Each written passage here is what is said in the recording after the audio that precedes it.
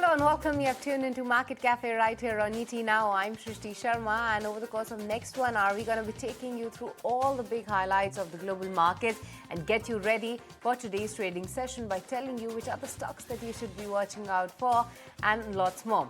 But before that, firstly, let's have a quick look what the US markets have been up to just yesterday, what sort of a move that we have already seen. So it was a day of sell-off on the Wall Street. It was the tech-heavy Nasdaq that was seen to be declining the most because Nasdaq did decline almost 1.6% just yesterday.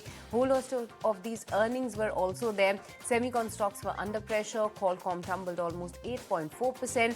Amazon was also one of the key drags with almost 10% of decline post the earnings. But along with that, it was Dow Jones as well that declined almost 600 points just yesterday. S&P 500 too, more than a percent cut is what we have seen in S&P 500 as well.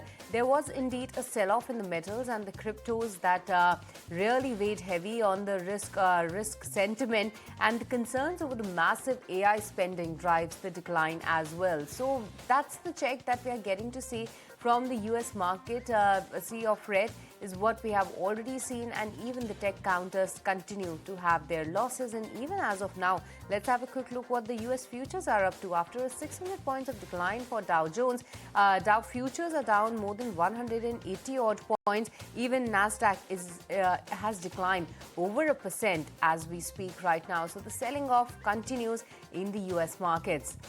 But along with that, with respect to the commodity, let's have a quick look what they are up to now. And the sell-off here too is continuing because gold is down more than 3% as we speak right now. Gold is hovering around that $4,748 per barrel mark just yesterday. This level was above 5,000 per ounce mark. And with respect to silver as well, it was over a 10% decline is what we have seen just yesterday, and even today 8% cut is what we are getting to see on silver prices. Silver is now hovering around that $70 per ounce mark. So that's about the kind of move that we are getting to see, and even Brent oil is down almost a percent, hovering around that $67 per barrel mark.